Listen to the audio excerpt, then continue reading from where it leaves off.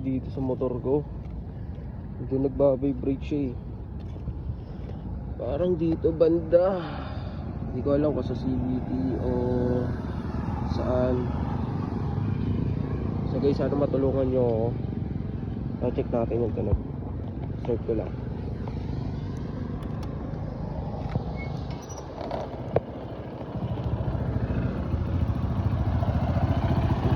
So guys, wala siya pag naka-idle. Pasensya na, medyo madumi yung motor natin. Umuulan eh.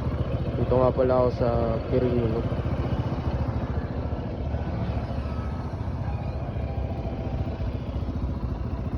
Ayan guys, Bombay na atin.